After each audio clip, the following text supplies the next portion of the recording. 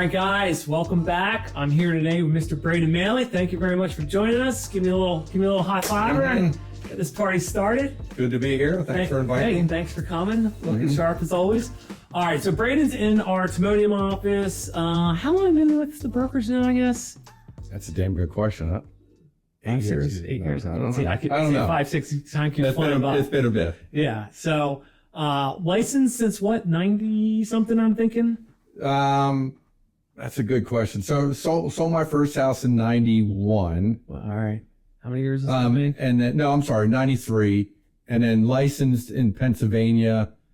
I got my real estate license in PA in 98. Okay. Yeah. Start out with what? One of the national books. Braden Maley, National Home Book. Yeah. All right. So we've had a few different people start their New home sales. Yeah. Did new home sales in the trailer kind of thing. Fantastic. Yeah. Learned a lot. Learned a lot. Yeah. I feel like that. It's like getting a advanced doctor's degree in selling, and they're learning the very, very good training. Yeah.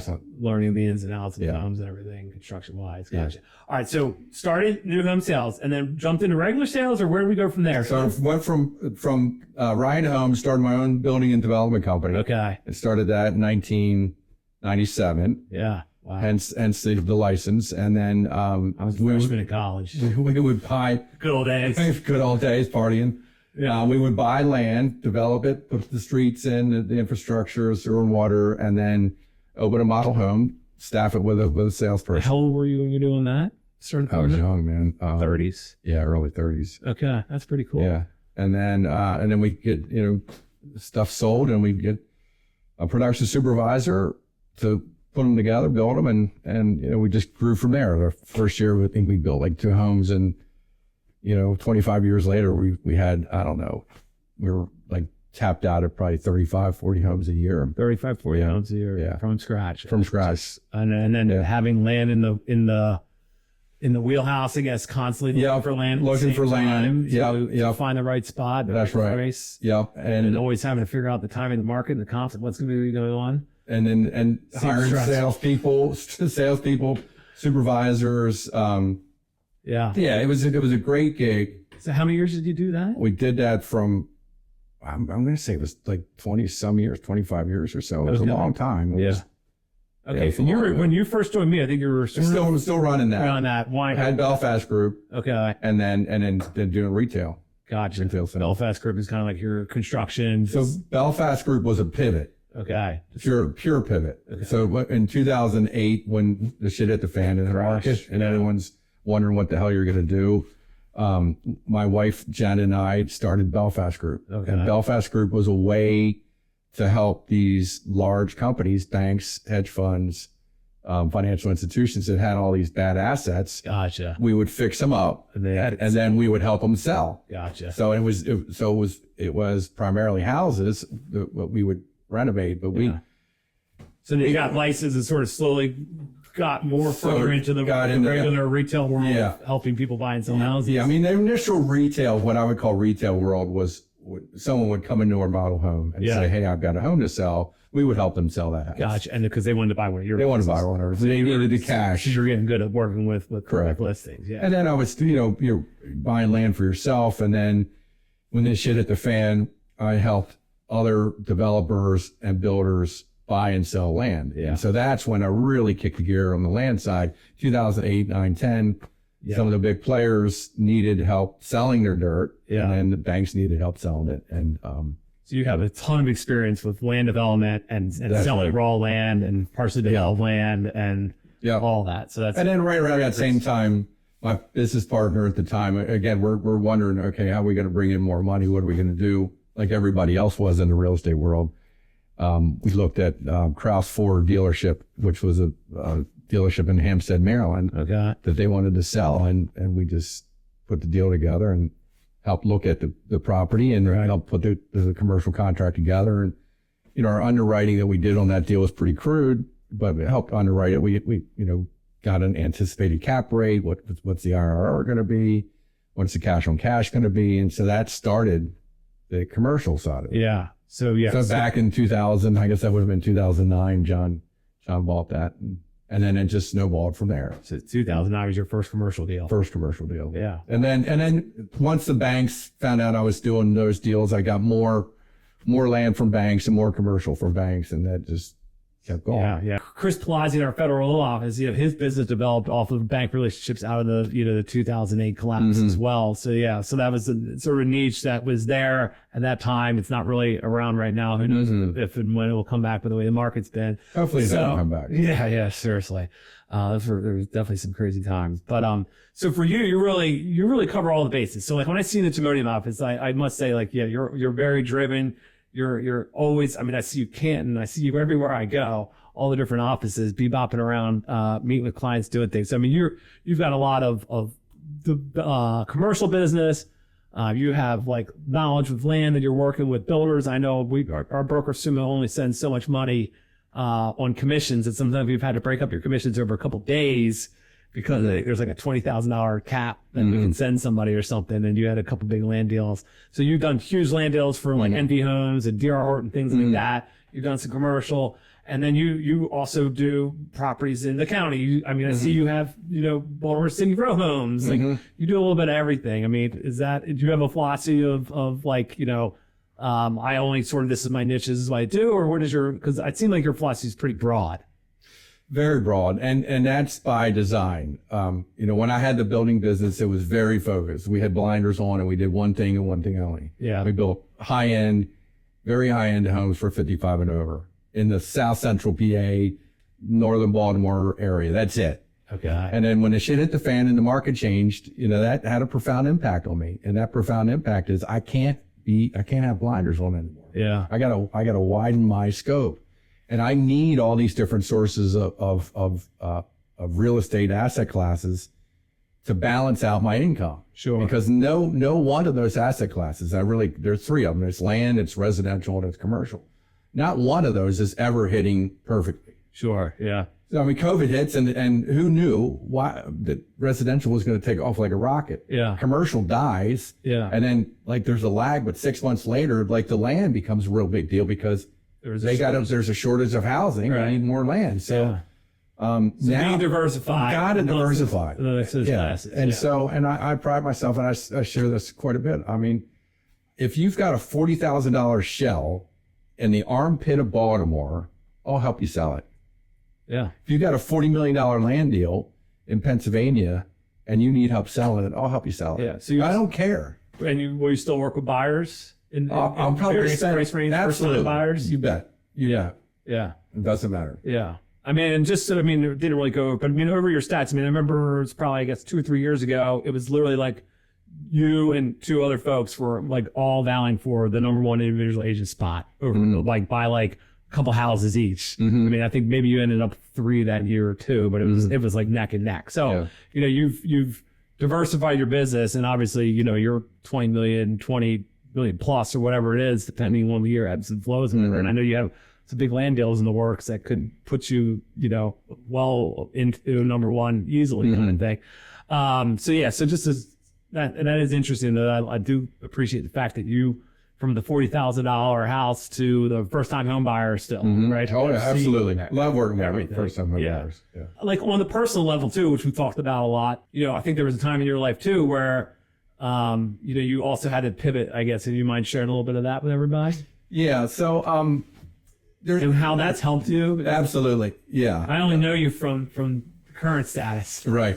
So, and there's been some pretty pivotal moments in my life. One was the 2008 recession. Yeah. And then part of that, I drank way too much at that time period. And part of that was, I didn't want to deal with, the failing industry and the business is flat. And so the solution for me was to drink. Yeah. And I drank a lot, and I drank too much. And so, I drank alcoholically, and full disclosure, I'm in recovery. Yeah. Been in AA for quite some time. Yeah. And it's been a wonderful program. AA is fantastic. It saved my life. Yeah. I see miracles every day. I'm in an AA meeting. I see a miracle. Yeah. You sponsor people too. Sponsor young men that come in and they need help going through the 12 steps, and I take them through, and I show them how to, live a good, normal, sober life. Yeah. And how to be a good person. Yeah, that's awesome. So, and that's obviously That's helped. with your personal and professional life. I'm assuming. absolutely. Yeah. I mean, from, obviously personally, it saved my marriage. My wife was, my wife handed me the gift of desperation. It's, and it really was Jen Maley who got me in recovery. Go Jen. So, I owe her dearly. Yeah. And so it saved my marriage, saved, my daughters from going through hell and back. Yeah, sure. So that's been huge. But the side benefit from a business standpoint, we're here to talk real estate. Yeah. As a realtor, I'm a way better realtor. I appreciate you sharing that. Yeah, you're way better realtor. Because at the end of the day, the goal behind recovery is find out who you are, find out why you drank, find out what is your inventory. And ultimately, your ultimate goal is to give back, help other people, put others first. Don't put yourself first. Yeah. And that whole mantra of putting other people first has helped me be a better realtor, a better builder. Yeah. And because I put them first. Look, if I can sit down with someone and I can help them buy their first house, great. If I can't help them and their best decision is to not buy a house and don't get into a bunch of debt, take a couple years off, save a bunch of money, I'm going to tell them that. I'm not going to force a sale just to get commission. I'm going to put them first, put their well-being first. And then, ultimately, I think that's helped me not just put them first, but it's helped grow my business because I have a reputation of doing the right thing. Yeah. And doing what I say I'm going to do. And I'm fully transparent and try and help. Yeah. That's it. The bottom line. Can I help you? Yeah. Not just. If I can help you, I'm going to tell you where to go, where I think you can get help. Yeah. Yeah. Now, are you a big systems person, like with like tracking people and reaching out to people? Yes. Yeah, I am. Lots of systems. The biggest system I have that's the most important systems for me is to get other people to do stuff I don't do or don't want to do or I'm not good at. Sure. So KTM, Liz Sweeney and her team. Use them for a while. Plug for them. I love them. I've been using them from the beginning. Okay. And they're 10 out of 10. Yeah. So transaction management. You're super helpful. On that, they're able to. They help you with your commercial deals and all of deals. Everything sort of. All of it. Yeah. And then as far as watchful eye. Advertising, my wife Jen takes care of all the social media. I'm not good at that. I understand. It comes from you, but it's really all her. It's not me. Because sometimes I'm like, hey, that was a great post you did. You're like, I have no idea. So I'm like, that's fine. She does a great job with it. It's fantastic. Right. We use eye contact for our e-blasts. Yeah. We do a lot of e-blasts. I mean, you see it every week. Yeah. Pretty much. Yeah. And then I just track everything on my phone, and I stay live. I just keep going through. Every morning I wake up at 5 o'clock in the morning, and I've got a to-do list of people I'm going to call, people I'm going to follow up with, and I'm just relentless. Yeah. I had Joe Cicchetti here a little earlier today. He's up every morning at 4, hits the gym, plays squash for a while. Nice. You're up at 5. Yeah. I'm up a little bit later than that. Now I'm like, I got to get up earlier. I get up earlier, keep up with you guys. Yeah, so you're up every day morning, early, getting started. Yeah, cranking it out. Yeah. Because at that hour, no one's texting me. I'm texting them. Yeah. I'm leaving voicemails and calling. If I know I'm going to get a business line, or I'm not going to bug someone's personal line, but sure, I'll call, text, email, and it's uninterrupted time. It's great quality time. And then I'm set. So now I'm caught up for the day. And then when someone calls, I can genuinely take the call and get engaged and try to hit a sounding board. Yeah. Because a lot of it, I mean, this is talking to my wife about this. A lot of what I feel, especially with the seasoned clients, like repeat clients that I do a lot of business with, either buying and selling or buying or selling or both. Yeah. Is I feel like I'm a real estate therapist. Yeah. I'm on the phone all the time with some of the ones that do 80% of my business. There's a handful of them. I talk to them every day. Yeah.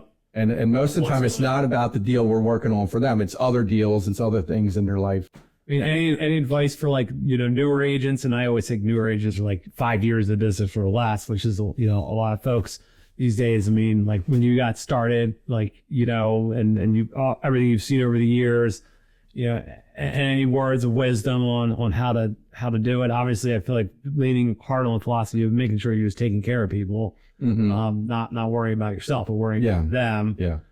Any other thoughts, suggestions? I mean, I think that the best advice I can give anybody, especially if you're young, is stay in the game a long time. Yeah. Because, look, if you're in the outfield long enough, you're going to catch pop flies. Yeah. And just being in the game, it's a wonderful career. I mean, you're helping people buy and sell real estate. It's the biggest purchase they're going to make in their life. And if you get in the commercial game, it's the same. I mean, you're helping companies grow and take the next step. Or, for example, I've got a group of attorneys that are retiring, and those guys want to wind it down. I'm helping them, wind down their last bit of assets, and they're going to retire. Yeah, I definitely feel it's like easy in today's day and age to get distracted with like, oh, let me do this side project here, side project there, where, like I've definitely, gotten pitched on, if you want to invest in this restaurant with us and, blah, blah, blah. And I'm just like, you know what? I need to stay in my lane. Yeah. And I'm just going to just continue to focus on what I'm doing, and, slowly but surely it will grow. And I think that's good advice. Is just stay in the game. It's going to ebb and flow. There's going to be peaks and valleys. Right. I mean, money in the bank and save, which I think absolutely. You're a saver. We both live in the world of fear of like going broke every day. Don't want to do that. Yeah. And if you don't owe anybody any money, you can't go belly up. Yeah. You can't. Sure. So, and then live below your means. And, if you make 100,000, live off of 50. If you make $1 million, live off of 200,000. Right. Yeah. And put it away, save it. Yeah. And diversify. Yeah, so exactly. Are you doing much with artificial intelligence, AI? Is that you or not? I do a little bit online. I have some clients that are really, really heavily into it. I have one client that it's a large land deal. It's in Harford County. It's 275 acres. Which started out as a traditional land deal. It started out as it was going to be a retail flex, and it could still end up that way. Sure. Retail flex in the front, and then it's like 210,000 square feet of that, and then like 900 and some residential units. That's like a $60 million deal. It's a big deal. And what's he doing with AI? So AI pivots. It has him pivoting to a data center. Now this guy he spends $600 a month on AI. He has 3 different AIs that he religiously goes to every day. And he spends $200 a month on each one. Right. And he asks questions on data center. Is this property right for data center? Where's the power coming from? Where are the fiber optics coming from? Why is this? Why are there only 2 data centers in Maryland? I mean, it sounds like $600 a month is a good deal compared to like going to some consultant or something and trying to get their information on whether it's a good place to have a data center or something. Right. And they're going to tell you go to Northern Virginia because that's where all the action is. And so interesting. So I'm learning a lot through him and on this data center deal, and that's showing that the highest and best use for his property is truly a data center. Interesting. And he's got a couple things he's got to overcome. He's got to get the zoning, which politically it's just a political game, and he's going to spend the money to do that. Yeah. And then you've got to convince BG&E and the regional power companies to provide power, but if that goes through, I mean, it goes from a $60 million land deal to a $300 million land deal. Wow. Yeah. So it's been wild to watch him do the AI research. And I think AI is going to transform our business. Yeah. At the end of the day, do we still need realtors? Absolutely. Do we still need to go out and show people property, bring our wisdom, bring our knowledge, help people move through the critical path of buying, be the calming force, be the knowledge that they need, and give them confidence to move forward. I think there's always going to be a need for realtors. Yeah, but it's definitely interesting. It's a game changer. It's enhancing everybody, helping everybody. Any fun facts? Any good summer plans going on? Like what are we doing outside of real estate life? I guess these days. Fun fact: kids are both in college. Both in college. One Claire's in Towson and Ella's at Notre Dame. She's a graduate student at Notre Dame. And nice. So they're doing great. They're happy. They're healthy. Jen's doing great. And then the summer fun is riding dirt bikes and mountain bikes. Yeah. And then the winter fun is snowboarding and And, Yeah, you made a take trip. your daughters to like different. I tried Canada. I've taken Ella to Canada. I've tried to get Claire. Claire would rather go south with her mom. Right. Do they ride dirt bikes with you? When they were younger, they did. Okay. I can't get them out too much Anymore. So that's like. But if they take care of their dad this summer, we're gonna go to. There's a big pro motocross race in Budge Creek, Maryland, in August, and you know they might entertain their dad and come along. It's like when you go on these things, are you like going up in the airborne and then landing? I know I'm too old for that. Okay, so we used But to as fast as I can through the woods. I need you to keep selling real estate for me. No. All right. No major injuries. Anything. No. How many bikes do you have? I'll probably keep that on the down low. I don't want my wife to know. No, I have one dirt bike, one mountain bike, and that's good enough for now. I thought I sold 2 dirt bikes back. There was at one time. Okay. Yeah. All right. Well, if I want to keep my wife happy, I'll keep it to a minimum. Yeah. I have a motorcycle license, but I will not ride them. I'm too scared. I'll wimp. I'll do other things, but that's not for me. So. Yeah. All right. Well, I greatly appreciate you coming on. Absolutely. I think you shared a lot of good insights and Thanks for knowledge having and me. perspective for somebody who's been doing it for so long and still grinding, happy, healthy. Everything's good. Absolutely. It's great to hear your story. Yeah. Thank you very much. Thank you, David. If anybody wants to reach out to Braden and ask any questions, ping Braden about it. I'm sure you'd be open to that. Absolutely. I know you've helped a lot of different people on land and commercial deals and questions over time. Yeah. So Braden's Happy to a help. great resource, very open guy. So you can find him on our website. So I hope this was beneficial to you guys. Thank you so much. Have a great care. rest of your day. Thank you. See you.